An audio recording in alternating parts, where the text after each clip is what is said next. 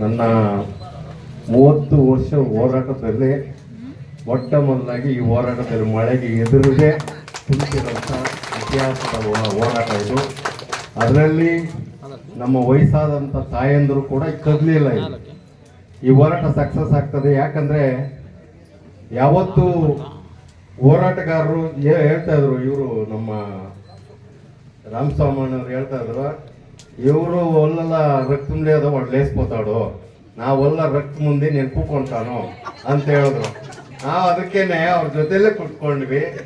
ಅವರು ನಿರ್ಧಾರಕ್ಕೆ ಅವ್ರು ಮಾತಾಡಿರೋ ಅದಕ್ಕೆ ಹೇಳ್ತಾರೆ, ಪ್ರೊಫೆಸರ್ ನಂಜುಂಡಸ್ವಾಮಿ ಅವರು ಒಂದು ಮಾತು ಹೇಳ್ತಾ ಇದ್ರು, ಈ ಗ್ಯಾಟು ಮತ್ತು ಡೆಂಕಲ್ ಅಂತ ಹೋರಾಟ ಮಾಡುವಾಗ ಈ ದೇಶಕ್ಕೆ ಅಪಾಯ ಬರ್ತದೆ, ಮುಂದೊಂದು ದಿವಸ ನಾವು ರೈತರು ಈ ದೇಶವನ್ನ ಬಿಟ್ಕೊಡುವಂತ ಅವಕಾಶ ಬರ್ತದೆ, ಖಂಡಿತ ಈ ಡೆಂಕಲ್ನ ಓಡಿಸ್ಬೇಕು ಅಂತ ಅವತ್ತೇ ಹೇಳಿದ್ರು.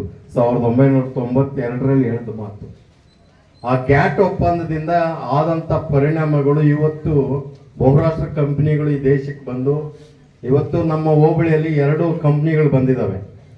ಒಂದು ಇಂಫೋಸಿಸ್, ಒಂದು ಯಾವುದು ವಿಪ್ರೋ ಅಂತ ಬಂದಿದೆ. ಇದು ಉದಾಹರಣೆ. ಇದು ಅವ್ರು ಬಂದು ಫಸ್ಟ್ ವಿಪ್ರೋ ಅವ್ರು ಏನು ಮಾಡಿದ್ದಾರೆ ಅಂದರೆ, ನಾವು ವಿದ್ಯಾರ್ಥಿಗಳಿಗೆ ಫ್ರೀಯಾಗಿ ಎಜುಕೇಶನ್ ಕೊಡ್ತೀವಿ ಅಂತ ಯಾಮಾರ್ತಾರೆ.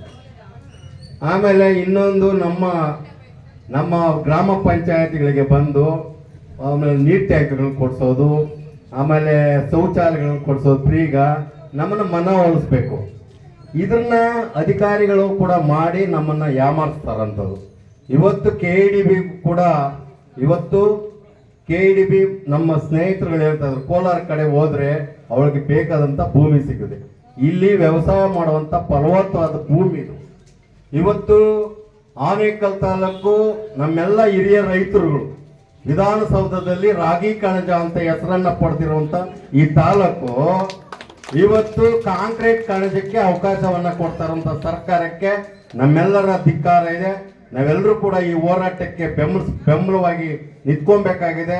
ನಾವು ಈ ಭೂಮಿಯನ್ನ ಕಳ್ಕೊಂಡ್ರೆ ನಾವು ಕೂಡ ಇವತ್ತು ನಮ್ಮ ಆನೇಕಲ್ ತಾಲೂಕಲ್ಲಿ ಉತ್ತರ ಭಾರತದ ಜನ ಬಂದು ನಮ್ಮ ತಾಲೂಕಲ್ಲಿ ಕೆಲಸಗಳು ಮಾಡ್ತಾ ಇದ್ದಾರೆ.